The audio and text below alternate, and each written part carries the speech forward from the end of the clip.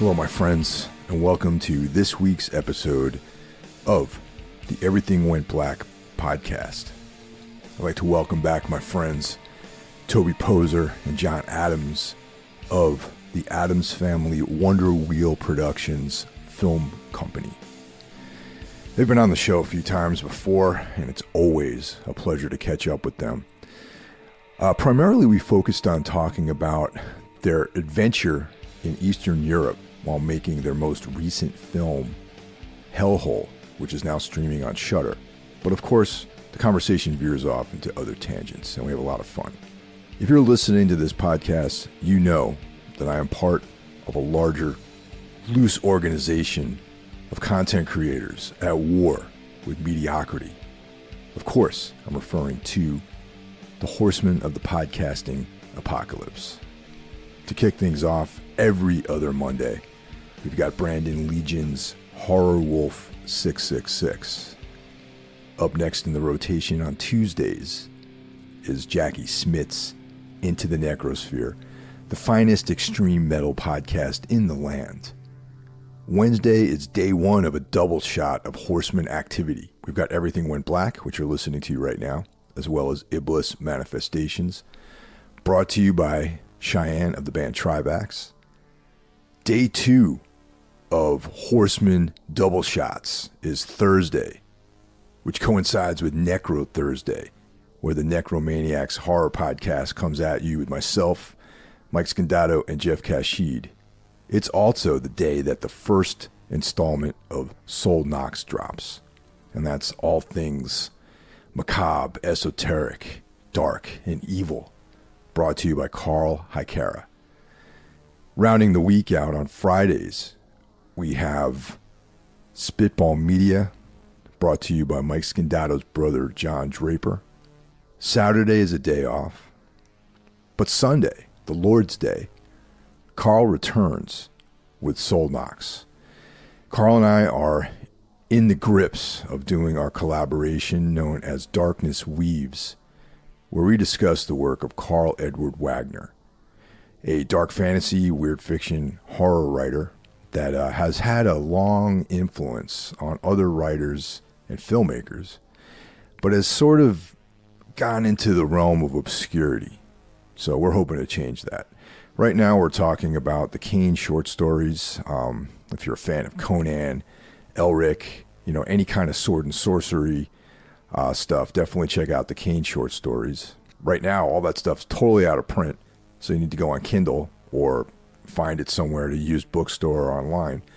But yeah, definitely support it, man. Carl Edward Wagner is an important writer, and most of his stuff is out of print, so we're trying to raise awareness on that. So if you're into this stuff, definitely go check it out. And if you're into Everything Went Black, you can support the show. Aside from telling your friends about it, giving us reviews, sharing episodes, you can join the Patreon.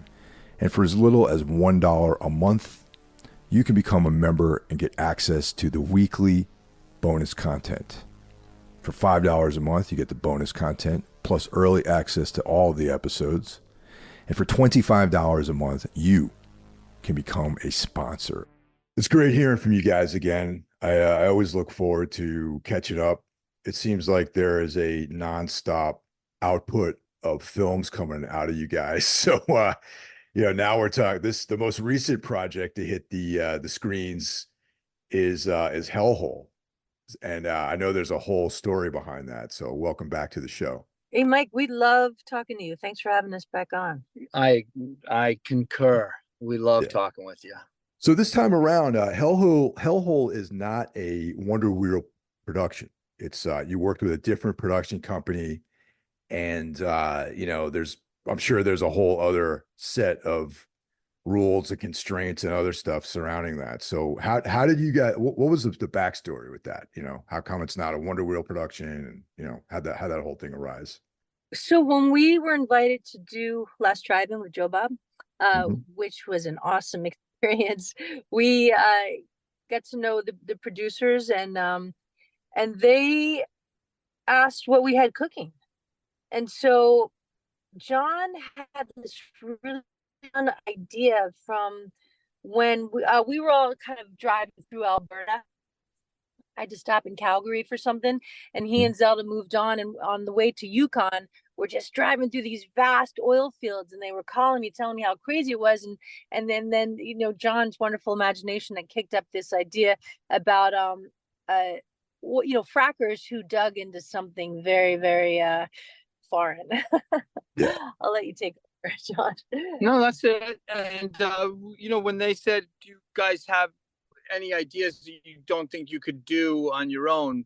That is one of the, like, we always have a lot of things cooking, and that was an idea that we knew we could never do with the four of us, like have monsters and fracking and a team of frackers. So we pitched that one to them, and they were like, great, let's do it. And they contacted Todd Masters, who's a great monster maker, like the best. And Shudder kind of green lighted the whole thing, and then next thing you know, we woke up in Serbia. Now, why Serbia? Was it like a cost thing? Yes. Yeah, the producers, Justin Martel, Sigurd Dixon, they all have really kind of long held connections, and I believe Albania, and so they were able to go out there. They had found this insane set, the Soviet era mine to shoot, which is really exciting. And so yeah, they have connections there, and John and I were up for the adventure. Eastern Europe is a trip, man. I've been out there a few times myself. Less of a trip now than maybe 20 years ago, but yeah, definitely it's an interesting place to visit for sure. For anyone out there who hasn't seen the film, it's on Shudder right now, and my assessment of it, my 2 cents is that it's kind of like a vaguely Lovecraftian body horror kind of story. If you're a fan of maybe The Thing or something like that, it kind of has that sort of vibe to it, like isolationist, like a group of people like out in the middle of nowhere with cut off from the rest of civilization, and like an ancient sort of creature manifesting itself. And yeah, really cool story. The monster effects are great. I appreciated all the gore and everything, and it still has like that characteristic dark sense of humor that most of your films have. That's great to hear. Thank you. Yeah, that was, I think humor is a way to make up for, in a sense, like budget, because if you don't have $100 million to just like have this in crazy shiny production, you can have humor. It goes such a long way, and it's so fun, especially in monster movies. Yeah, I totally agree. And yeah, I mean, there's kind of two schools of thought with me. Like I do like those kind of bleak, humorless films, but I also appreciate, I appreciate the some dark humor and lighter moments in it. And I think that's like sort of a characteristic of all your films, really, particularly the horror films. I mean, and even the non-horror output that you guys have like a a really good subtle sense of humor to it. Yeah, I think what was fun about this one, and I agree with you, I'm more of a dark horror, bleak guy. Like, and there is humor in that to me. It's not that I like to look at people suffer, but in a sense, when you look at a bleak horror movie, you kind of laughing at yourself, and we generally love bleak horror too. But this was kind of just a fun opportunity, and it got even, humor became more and more involved when we met the Serbian actors, and there was all these miscommunications, and they have a sense of humor, like as you mentioned, like Yugoslavia fell out of communism, and much history in there that's funny, brutal, crazy, complicated. So as we just moved on with the production, as we met the crew, and as we met the actors that we picked, humor just became more of a part of it. Definitely. I've had some pretty interesting experiences out there too, man. Like I mean, I think the first time I went out to Eastern Europe was before Poland or Slovenia had joined the EU. And so it really is like an eye opener going out there and just seeing the difference, and then you get a sense of history and kind of the things that they've gone through historically. So working out in Eastern Europe, Serbia specifically, it must have been quite an adventure. It's a lot different than what we perceive here in the United States. And so have you guys been out to Eastern Europe prior to this? Yeah, I was there in 89, 90. When I was living over in England, I traveled and I went through what was then Yugoslavia, probably a year before like the bridge in Mostar, disappeared in Bosnia Herzegovina. So it was an interesting time to be there. And I think it was John's first time on It the was definitely my Balkans. first time, and I really found it fascinating that Serbia is like more Russia facing, rather than Western Europe facing. And that was really great. And what I loved about being in Serbia was that we were working there. It wasn't like we were on a vacation, so we were kind of like outside of the culture. We were inside the culture, getting to fully have a relationship with the Serbians. It was great. Definitely makes a huge difference, I think, when you're there with some sort of task in front of you instead of just as a tourist. You get to see the country in a more sort of raw, like realistic way. Like you see all the behind the scenes like machinations of their society as opposed to just visiting, certain places and having people treat you like a tourist. Absolutely. And it was really great getting to know, well, the cast and crew was almost entirely Serbian, but there were people, also people from Croatia. There was a Russian in the crew, Macedonian, I think Montenegrin. I don't think there were two of the characters in the film are meant to be Slovenian, but they were Serbian speaking Slovenian. And it was really cool, like getting to talk to people from various ages, where they grew up, how things, they've been around as long as we were. And so they've seen a lot of changes. One of them took me on this really cool tour, where you could go and see a wall that had about four different influences in it. You could see the Ottoman influence, you could see the Russian influence, and then the Serbs. It was just kind of a fascinating place to be, and I think it fed the narrative of our story as well. With these Americans who are coming in to frack in another country. And in essence, John and I, and this other American character who plays Teddy, were sort of the aliens in the film. Operating in neighboring Ukraine, how did that impact everything? Yeah, the whole invading of Ukraine brought out a lot of political discussions. Now, we like to try to avoid politics even in the US, but there was no way to avoid politics there. And the other thing, so there was a lot of political talk that kind of deals with nationalism, because that's what all these wars are about. It's about Russia believing that Ukraine is Russian. It's about Serbia believing Kosovo is Serbian. Europe still has a lot of things that they feel that they need to work out. And that stuff, they like to talk about it. And I think we were pretty careful to try to not just be listeners. That was my take, is like, I'm here to listen. I'm not here to make many comments about much of this stuff, because that just seemed like the wisest choice, don't you think, Tobe? How did you feel about all that? Oh yeah. Yeah, we were there really as visitors, and as uh professionals, and we were met this with the same respect, And they were super respectful of us, but they did want to talk about the fact that we kind of represented NATO and all the things that happened in the Serbian war. Americans weren't on their side. And that war was not long ago. And everybody who we worked with had somebody affected by it. They were all affected by it. So they wanted to talk about that. They wanted to hear our answers about NATO and about the bombing of Serbia and things like that. who we'd wanted as president. It was pretty fascinating, because those conversations the Serbians wanted to talk about it.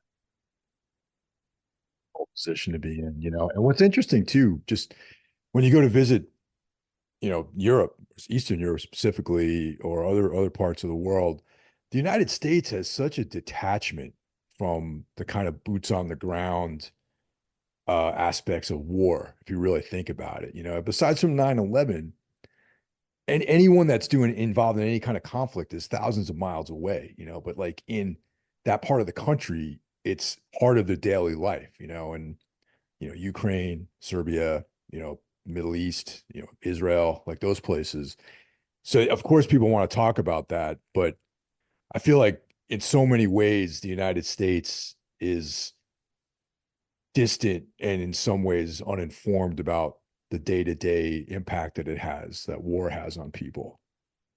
100%. Yeah, 100%. And they want you to know the effect that your airplanes or your missiles have. Yeah, I something like that happened to me once when we were on tour and we played in Slovenia before you know, before they joined the EU. And you know, we were playing in what would used to be like a pool house that was now like a DIY, like punk rock sort of venue.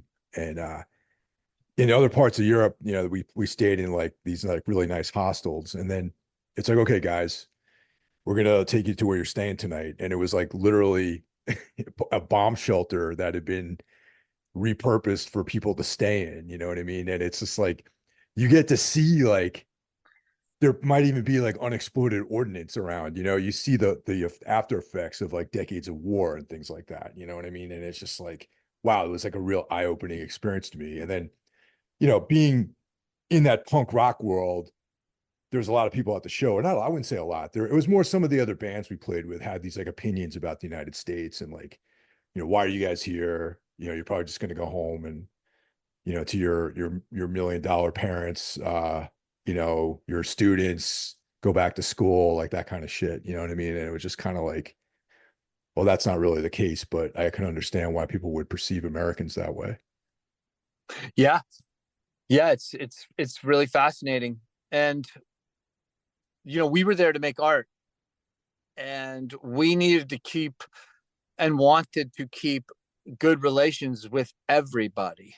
Yeah. And so there's lots of different departments. There's the makeup department, there's the lighting department, there's the camera department, there's the, you know, just so many people. And they all, I also think Europeans are more interested in talking about politics and philosophy. I think, well, no, yeah, maybe I shouldn't say that, because America now seems pretty interested in politics too, but I don't think it's quite as philosophical as the way like Europeans and Eastern Europeans talk about it. But I might even be wrong about that, because everywhere's now political.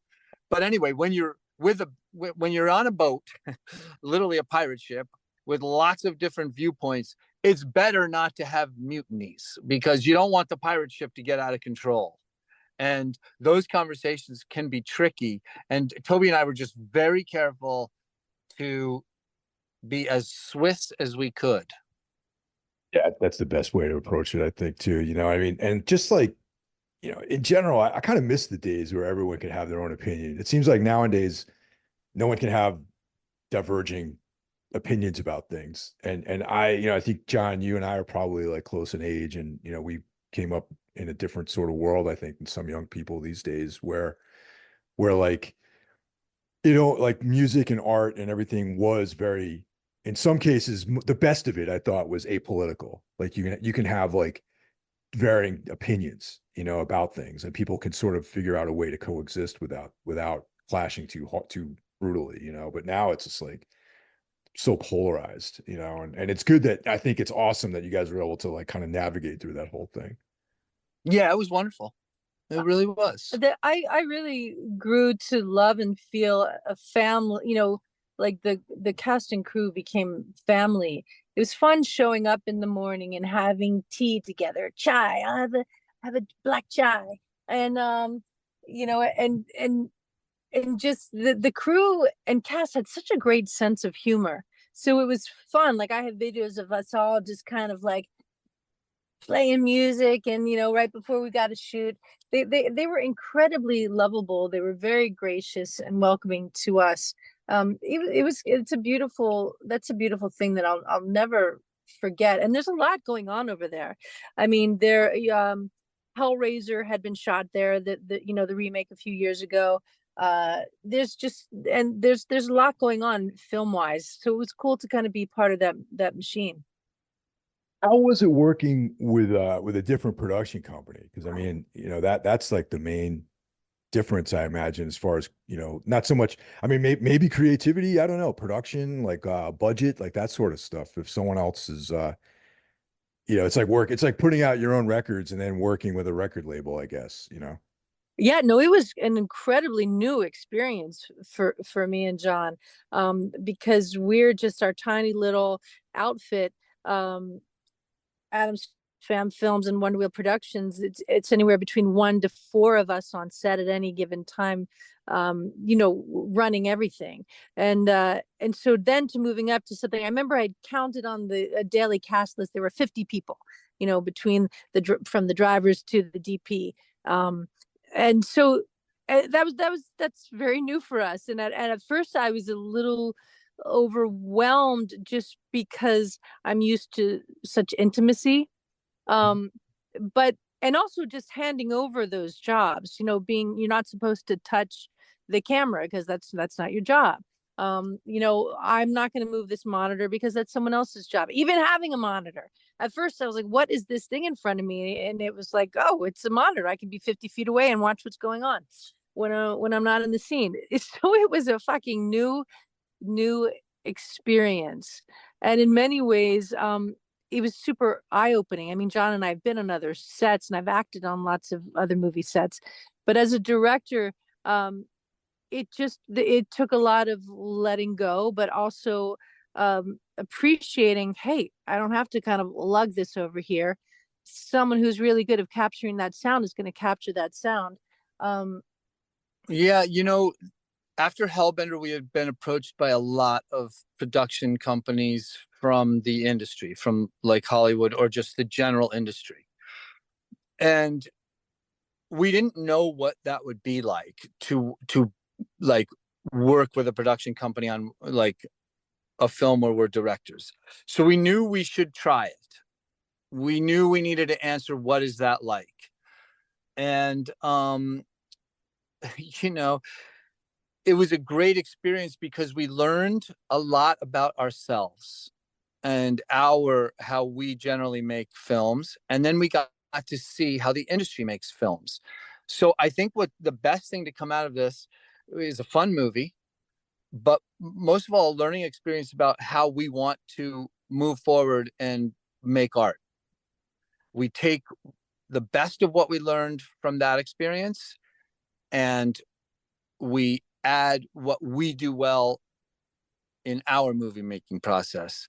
And I think it just makes us stronger artists and more confident as we move forward. I just trying to imagine directing too. Like, I mean, I don't know anything about filmmaking necessarily. I mean, I've done sound on like, sets for a while, like years ago, but like, I just see the interaction between the director and the actors and to act in a film. And I know that Wonder Wheel's a different trip because it's like more, organic, for lack of a better term. But maintaining that kind of objectivity in a set with like 50 people on it, I just can't even fathom that. The actors were such a joy to work with, and they made that very easy because they knew their shit. They came on, they were wonderful to talk to about their characters. If you had to give a note by the second take, they'd take that note. They were really great, and I think they were all perfect in their roles and brought their sense of humor and their gravitas when needed. It was such a pleasure working with them. And we had to shoot fast. It wasn't like, hey, we're going to sit around and take our time with this scene. We were literally told, you have an hour and 20 minutes to shoot this whole scene. And it was like, okay. And we never could have done that without these amazing actors that had their shit down. Nobody came without knowing their lines. Everybody already knew their emotional, stance. We never waited for an actor. So that was really great. And what was wildest for me was showing there was an AD who I really understood like the purpose of a talented AD, because we would show up, our guy's name was Tesla, and he would say, walk me through what's going on in this here scene. How do you want to do this? Where do you want to shoot it? And then the DP, John he wasn't the cameraman on this film.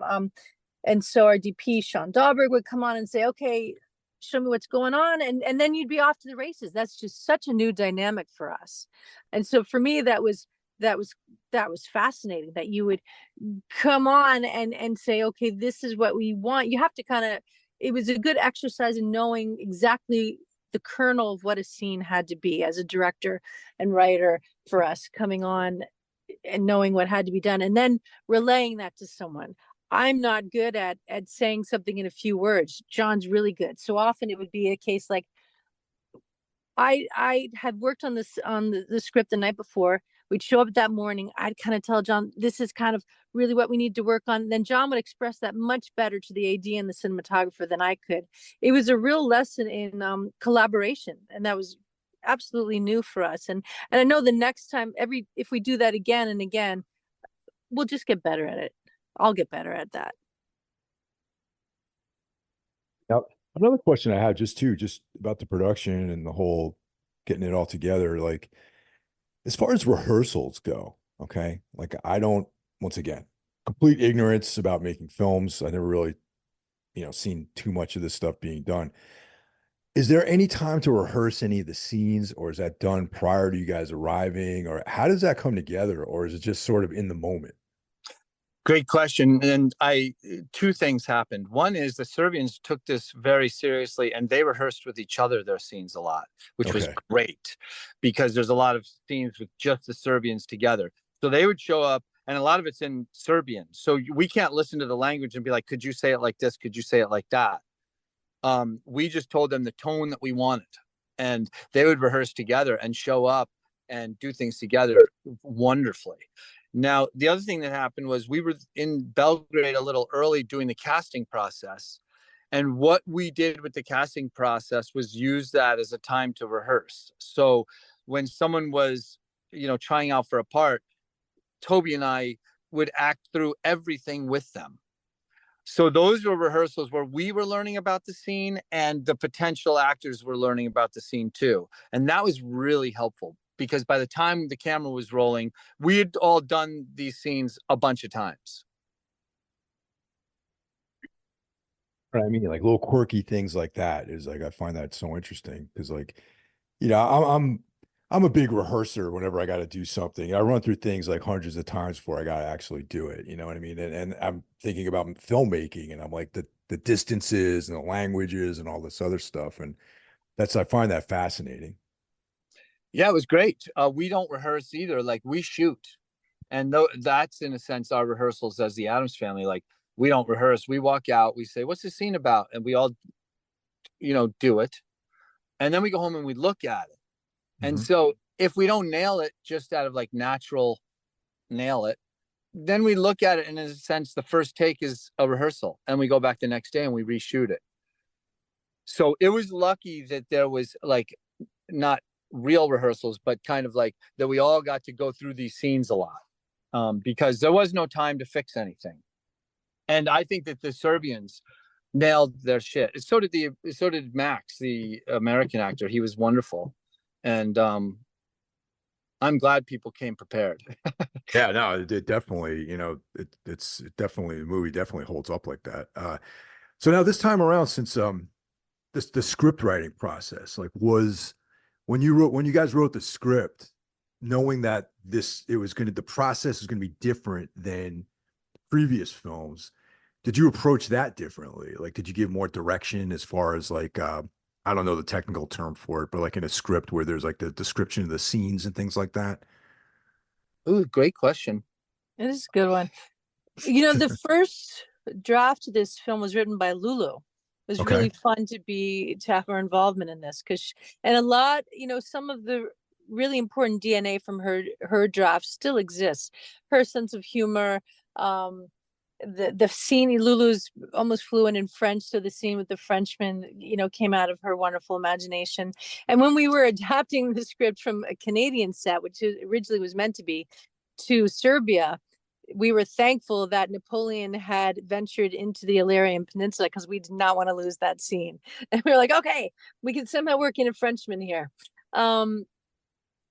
So we definitely had to have a full script. It changed a couple times, obviously, going into Serbian and having Slovenian characters in the environmentalists.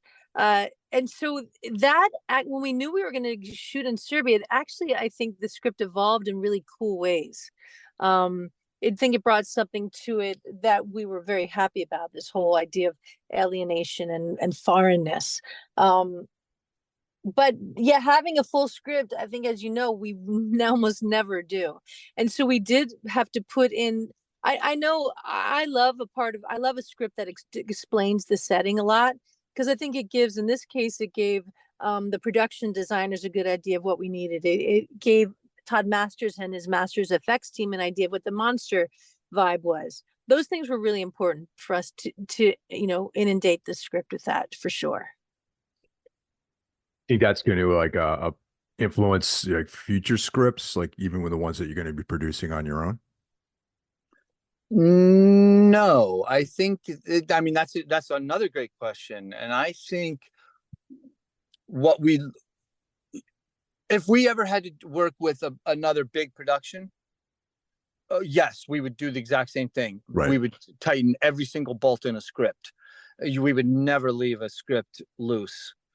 But for us, I think that we learned, that's a bit of the magic of what we can do as a small unit, is that we can leave these things loose and we can let them grow organically. You cannot let a big production grow organically because you don't have the time to do that. You have to have your vision, have your tone, and try to nail it. What was interesting too, I realized if you didn't change things in the script as they were going, you would show up and what you wrote in that script would be there. And that happened a couple times for us, whether it was the costumes or the setting. Like there was a rock, that featured heavily in the script, and then that rock was there.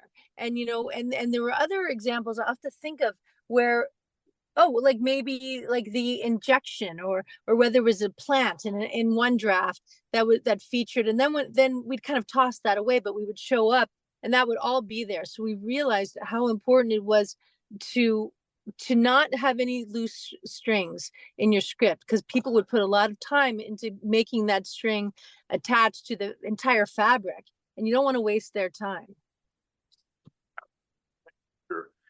Yeah, I just got to say, man, that part of the world to me in general, I remember once again, the first time I ever went out to that part of the world, it's like you start in like, say, the western part of Europe and you start traveling eastward, and the language and the street signs, like you can look in, like stop sign, like arrêtez in French, it's, stop, it's like a stop sign. And then once you enter like the Eastern European side of the continent and you start going further and further east, it becomes more and more like this arcane, alien, very different. Like you look at the signs on the streets and you're like, that could say restroom or the name of the town, or because it's written in almost like undecipherable languages too.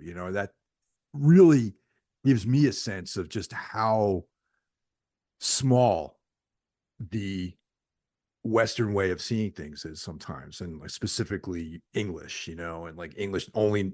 I mean, actually, I do speak other languages somewhat, but if you only speak English, how you're really only seeing like one part of the spectrum. You're not seeing the whole spectrum, and that's like going to Eastern Europe and then further east past that, you really see that the world is like such like a vast place, and your point of view is so minuscule compared to the entirety of the world.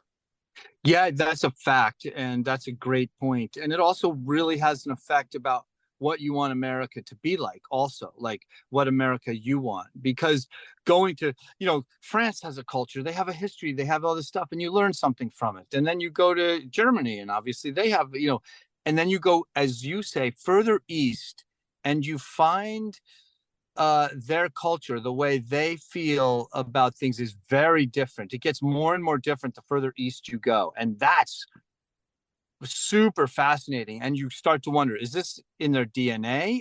Is this historically on them? Is what's motivating this total change of, I would say, like how people see life, There was also something you guys mentioned about the different sort of like the the Ottoman Empire, the Russians, and this whole thing, and then the layers of history that sort of build up on that part of the world where we don't have in the United States necessarily. Like we have the native culture here, but anything that's quote unquote modern is like completely homogenous. You know what I mean? We don't have like the Sumerians or something like that in this part of the world.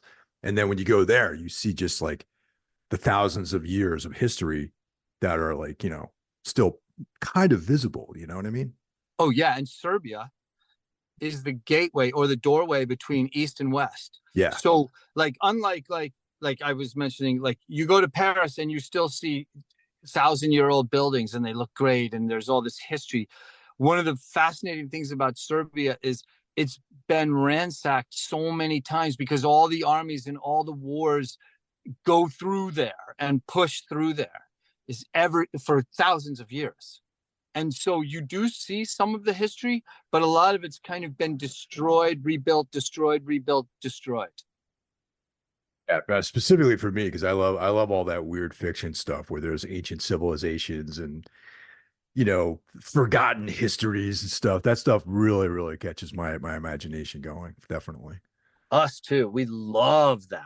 And that was what was, speaking of that kind of thing, one of the like places that we shot, the village that we had to drive through to get to this lake that we shot, still believes in vampires.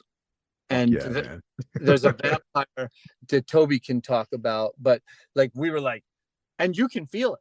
You're like, oh, this is some medieval fucking beliefs right here, even though there's cars out front.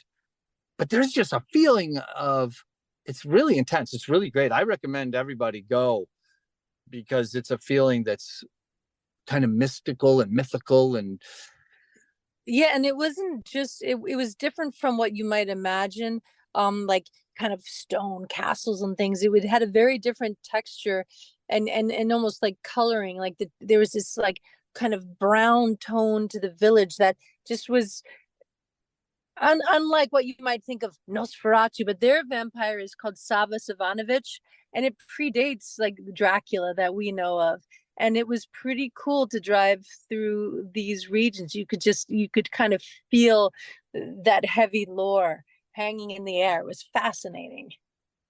Yeah, there was I don't know if it's the same thing, but there's definitely an Eastern European legend of how like the early vampires were connected with like Lucifer when he fell from grace and the angels that followed him into hell and how they manifested as like these undead, blood drinking creatures. I don't know that all that stuff, all those alternative versions of vampires, because almost every culture has a vampire. Even like in African culture, they have vampires too.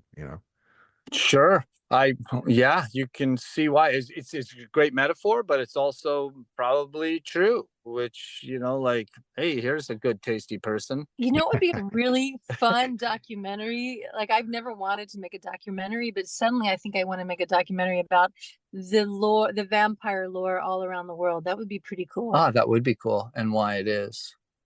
I'll be your researcher, man. I Oh, I probably have like files and files of that stuff already in document form. So, because I love reading it, I love all that stuff. So, yeah. I'll tell you what, if somebody said you have to go make a movie in Serbia, it would only be a vampire movie now. And like, because now we see it, like now that we see the buildings and we see the people and we see the kind of like, there's something kind of like mythically secretive about it all. Like cinematically, it's made for vampires. It's made for those shadows. It's made for it. Also, and I made such an ass out of myself, but I couldn't help it. I absolutely love our actor who plays Nicola, the scientist, with the glasses. Just a tremendous actor, and I loved his accent so much. And I was such a like dumbass. I would be like, "Okay, I'm just gonna ask you. Will you say things in your accent? Like, I want to suck your blood." I Yeah, that's couldn't killer. help it because he was so wonderful, and I was casting him as Dracula, like in my mind. He was He great. was a good sport. So one of the things I wanted to talk about, John, and was the score work on it. Like that in a lot of ways, like I went into the movie cold. Like I knew that you guys were not 100% at the helm on this thing as far as like, production goes. So I'm thinking to myself, I'm like, I wonder if the music is going to be done by someone else. But as soon as I heard the music, but without looking at the credits, I was like, I bet John did the score on this. And of course I was right.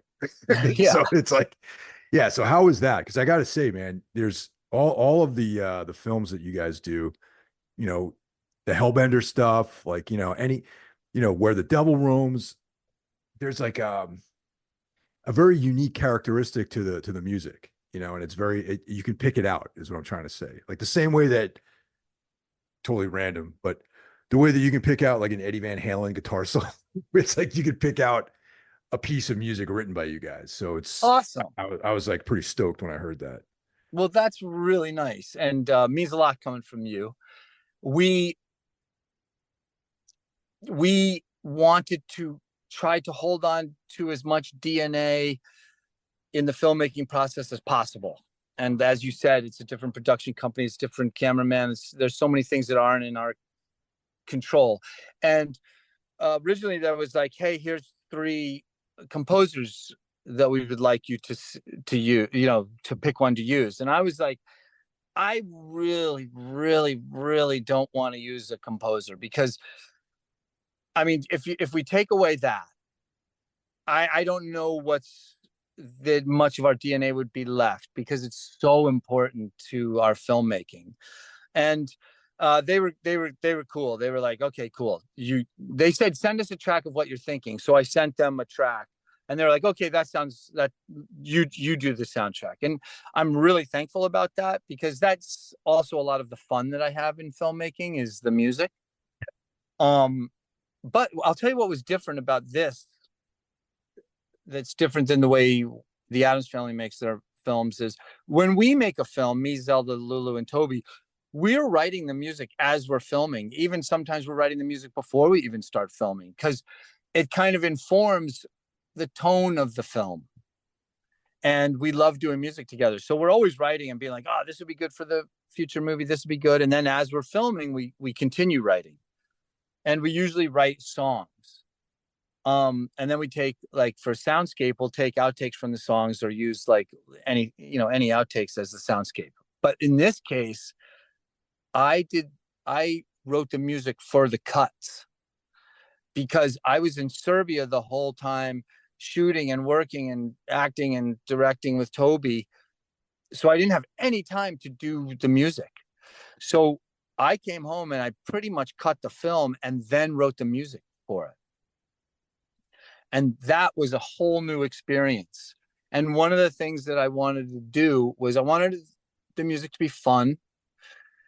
And I wanted to mix American punk metal with Euro trash beats and feel. Like I wanted to meld those two because I thought that would help because that's what the movie's about. It's about clash of cultures. And so I really had a lot of fun because I got to just be like, all right, I listened to a lot of Euro trash shit and I would lay down beats and stuff like that. And then I'd play heavy guitars over it. Sure. Yeah, definitely. And music, especially in horror, like in any kind of like, something that's like a thriller-esque type films is like so integral to it. I mean, for me specifically, I love like John Carpenter and Angelo Badalamenti and Hans Zimmer and all these guys and all the Italian giallo composers, like Goblin and Maurizio Guarini, like all these guys. Like the music plays like such like a huge element in the film, and that's like to just have like, oh yeah, we're just gonna hire a composer to do it, you know, and it just, as a filmmaker, it's like, it's so cool that you guys are able to do that. Yeah, we were worried that a composer might not understand like the line between taking it too seriously and taking it seriously, or making it saccharine, or trying to add like emotions that we didn't want. So we were definitely thankful. And when we first hit Shudder up, Shudder wanted to see edits and the music on it just to make sure that we weren't like, totally being punk ass fools. And we were so happy when they were like, yep, looks great, keep going. And that was very cool of Shudder to let us do our thing. I gotta say, Shudder is like the coolest station there is, man. They got it covered. They got the full spectrum of like new and up and coming stuff, and then classics. And you can just, if you're a member of that channel, you can just, you get like the new shit, and then you get classics, and it's cool. And I like the opportunities they give to a lot of filmmakers too. Even the stuff that they license from other places, or it's like so awesome. We agree. Agreed, We yeah. absolutely love Shudder. They cultivate a wonderful following that has a wide range. Yeah. So you guys have other films either in the can or in production. So what's the schedule like for that?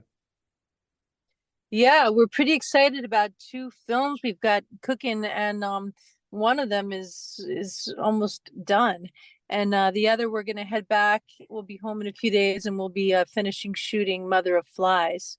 But it's Slug and Mother of Flies, and very much kind of with the DIY, ethic that we love. Both shot where we live. Girls are involved, and so we're really happy about that.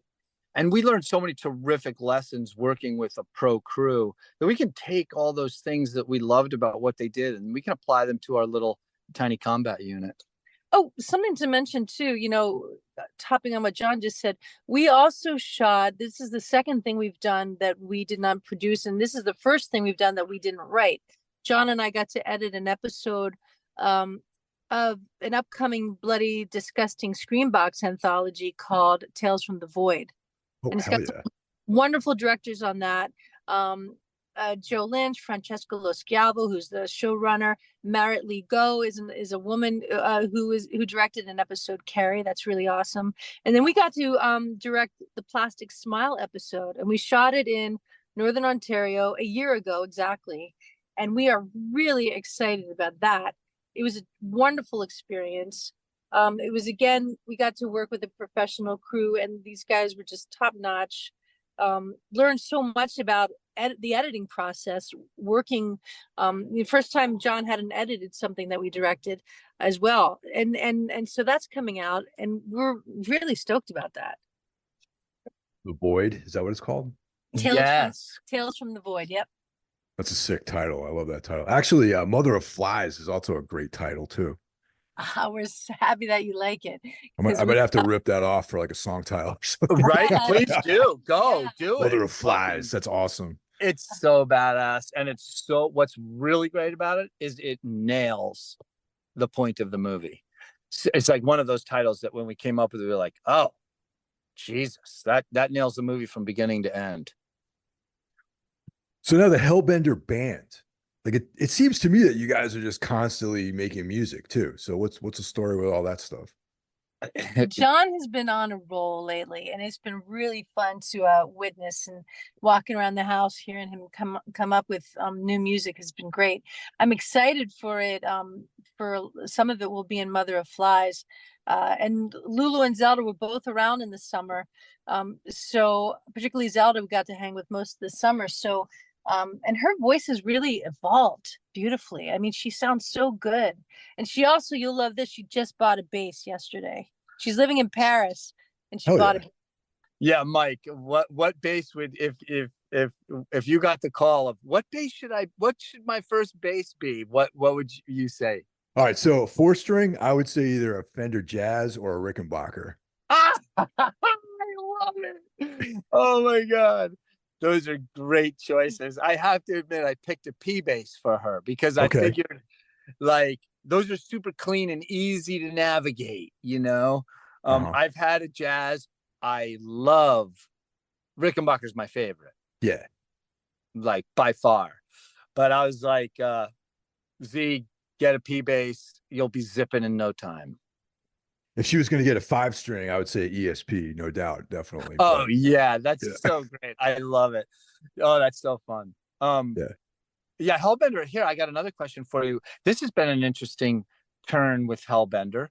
Um, well, Zelda's become much more like driven with Hellbender. Like she's showing me stuff. She's like, we got to write this, we got to do that. Here's a song that we need to like listen to and like not copy, but like let's get influenced by this. And I love it because she's so active now, and she's also, she's growing up. She's a young woman, so she's wiser and has emotion in her voice, and that's really cool. But here's something that, how do you deal with acoustic guitars and recording them? Because it's something that we're adding and I find it fascinating and I've never done it before. What's your thoughts on acoustic inside electric music?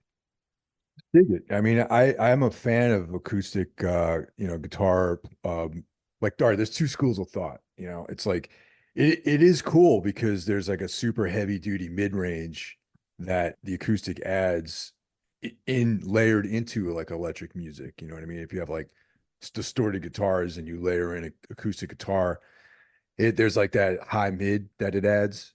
And then the other thing for me too, I straight up love like one dude or woman or one person and a guitar.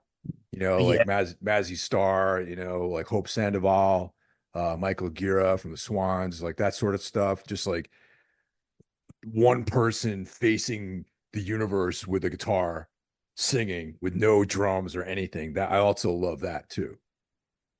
Yeah, I'm so glad you say that. It's so funny that you say that because those are the two things that we're doing a lot now is like either just a bass or just the acoustic guitar and Zelda's voice. And it's got as much impact as, a 5-member heavy metal band sometimes. Sometimes it doesn't, but when it does, it's wildly effective. And I think that it's so courageous too to just go out there and do it like that too, just without the wall of sound to kind of hide behind. yeah, it's so fun. So we're really having fun with that. And you also made a great point about the mid range of that acoustic guitar inside the crunchy electrics. I'm falling in love with it. And I feel like I don't know whether it'll permanently change, but I can sure tell you that Hellbender's sound is taking a turn that we're all in love with. And it's because of that addition of an acoustic guitar inside of the distortion. It's much different and we love it. Dude, it's ironic that you mentioned that because just yesterday, Tina and I were down at our storage unit. So, we're rearranging a lot of things, and I had my section that had my in storage guitars, like the ones that I don't use actively in the band or at home in the recording that I do here. And I pulled out my acoustic guitar, and I'm like, you know what? I think this winter is going to be acoustic guitar winter after we're done recording the Tombs album. So there you go. It's the zeitgeist. So I think we're on the right zeitgeist. If you're doing it, I'm doing it. It's beautiful. I really love it. So yeah, I love where Hellbender is right now. That's awesome. Now I got to ask you guys, I always think of Black Flag when I think of you two, or it's just in general, like Wonderwheel, Adams Family Productions. Which version of Black Flag do you guys individually relate with? Like, what's your favorite? Like Keith Morris, Dez, Rollins, like what's the deal? Which records? That's the like the forever, the eternal question, right? Yeah. But do you want to answer first, Tobe? Or Well, I do love Rollins, and so I guess have to say that. And I'm really jealous that John got to see Black Flag. I never did. Yeah, I have to say the thing is I grew up, I got turned on with Keith and Dez. Those early recordings from Fix Me to Gimme Gimme Gimme and Nervous Breakdown, and that's those songs changed the direction of my life. But the first time I saw Black Flag, Henry had just joined the band. So the event that I saw, if the direction of my life had changed a little, the winds were blowing to the left, a hurricane fucking hit when I saw that. And there was no going back once I saw Henry and Black Flag. So it's kind of a hard answer, because I think a song like Fix Me and Thirsty and Miserable are masterpieces. But My War is, still the greatest album in my life. Agree with that. Side two, the slow, brutal heaviness of that, that sort of very intense, like side two of that record is incredible. And I mean, the first time I heard them was on, I don't know if you caught WXCI, that radio station from Western Connecticut that had like the hardcore punk shows and all that sort of stuff, like I wish. college radio. So I heard Black Coffee one day, and I was like, oh, I like Black Coffee, and I'm like, this sounds cool. I was like really into Sabbath, and I was like, this sounds like fast Black Sabbath. And this dude's like yelling about Black Coffee, like this sounds like something I should investigate. And then I went down and I tried to find Black Flag records, and the only record they had was Family Man, which is like the oddball, like instrumental with spoken word. I'm like, oh, this sounds good. It's got a guy who just murdered his family on the cover. I'm like, oh, right up my alley, man. So I picked it up and I was like, what the hell is this? But yeah, the Rollins stuff for sure grabs me, even though I, definitely respect Keith Morris and, Dez. Dez is my favorite of the old singers, but I think the band changed.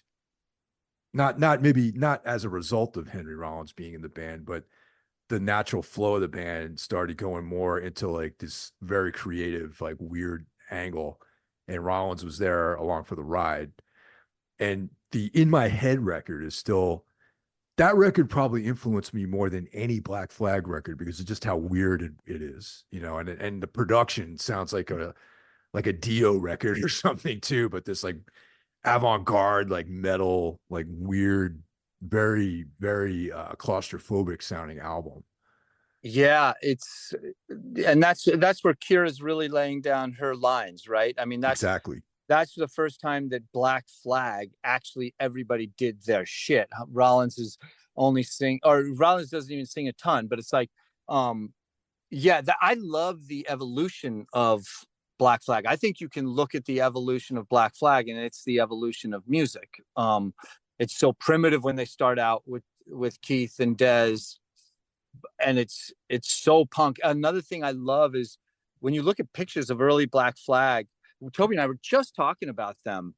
They don't have mohawks. They're not wearing spikes. They don't have engineer boots. They don't have leather jackets. They look like kids in the hallway that don't give a shit. And that's what's so dangerous about them. They could walk amongst us. And I remember like loving that about early Black Flag. You take a band like The Exploited and they play the part. Like, oh yeah, they show up, they got mohawks that are 2 feet high. They yell across the street that they're going to kick your ass. Black Flag that early Black Flag, they actually went into the communities and played like at the Elks Club and then changed us all. They were so dangerous. It's so wonderful what they did. And then I was never a fan of that kind of costume punk stuff either. You know what I mean? Like Exploited, I mean, they're cool bands, but like, it was never my kind of thing, really. I couldn't pull it off. So I kind of like, I think I would have loved to have been able to pull it off, but I really couldn't. And plus I grew up in the sticks where, I did show up with a mohawk and I did, but there was a lot of me getting my ass kicked involved with that. So it was kind of like hard to continue wearing the fucking mohawk and the whatevers, because I was a skinny little kid. And so if you wanted to pull that shit off, you paid a penalty, which I paid. And it helped make me, But what was you mentioned side B of My War. I always say that was the blueprint for grunge. I think that's pretty clear if you think of like even like the early Nirvana stuff, like You know, the Melvins, like all that kind of stuff, right? Absolutely. Soundgarden, like all that. And it's so cool. Yeah. So it's, we've also been listening to the Minutemen lately. Oh yeah. Okay. And Great what, band. and it's great to read about them. It's, what's cool about the Black Flag and the Minutemen and a lot of SST bands that we still use as our blueprint for movie making.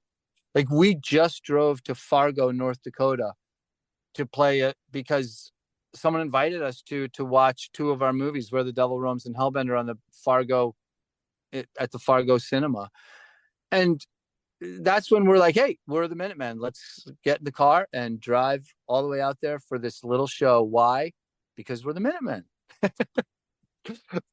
And That's it's important. that's the attitude, man. I love that attitude about things. Just anything in general, really. Right. And you just don't know what's going to happen, but something's going to happen. And it's almost always beautiful, like this was. Yeah, like this was. Just priceless. Like you can't measure it in money. You can't measure it in numbers of butts in the seat. It's just about the shared experience, and one that is not on the surface. It just like hits you right where you want it to. And then on the way home, we get to talk with you, and we can't because the internet sucks. So we got to drive to this tiny town that we're sitting in right now looking.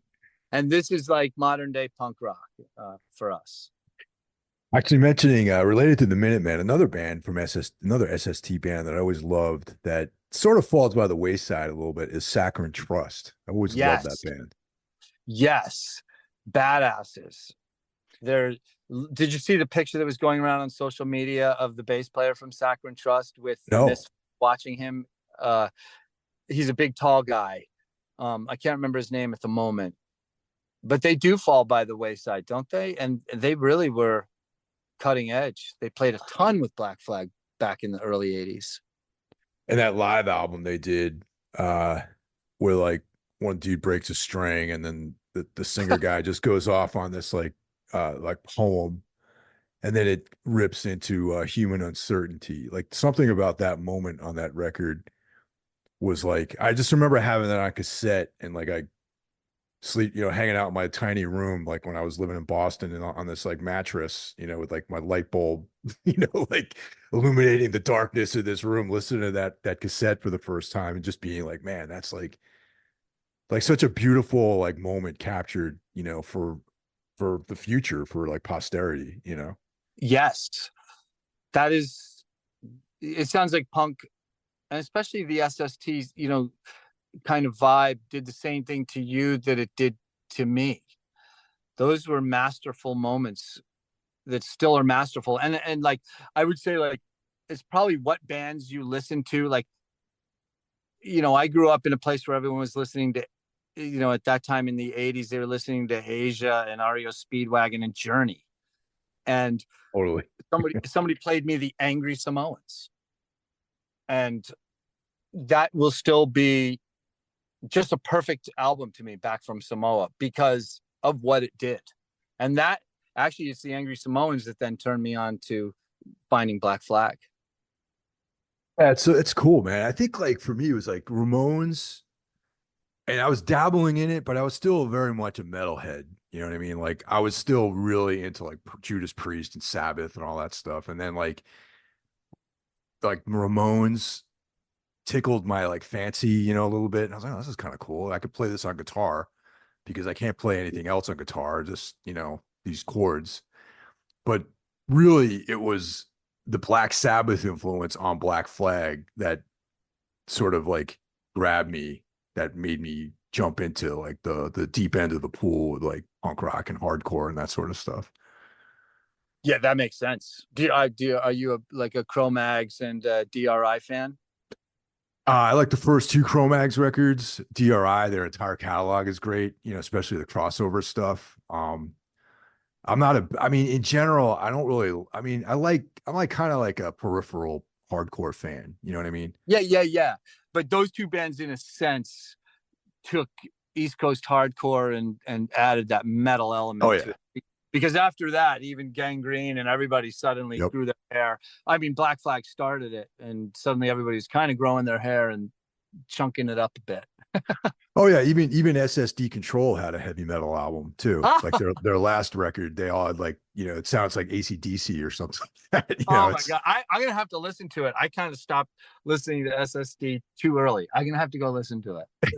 It's true how everyone's decided they wanted to become a metal band like in the late 80s. So true. Yeah. Yeah. Well, guys, I'm gonna let you guys continue on your journey.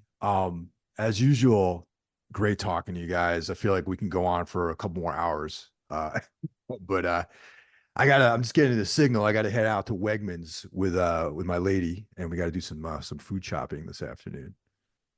Mike, thanks so much. Like I said, we love talking to you, so hopefully we'll do it many times over. And can't wait Absolutely. to hear your recordings. Yeah. I hope the muse is with you and that you're rocking some good stuff. Oh yeah, I could send you a couple of demos actually. We have the whole album demoed right now. So yeah, I can send you a couple of things that I think are I gotta say, there are some moments I'm very proud of and I feel are maybe some of the best things I've done so far. Please Very send them cool. because there's a highway out here that would love to hear them. All right, guys, safe travels and we'll Thanks, talk Mike. soon. All right. Peace. Bye. Take care. Bye-bye.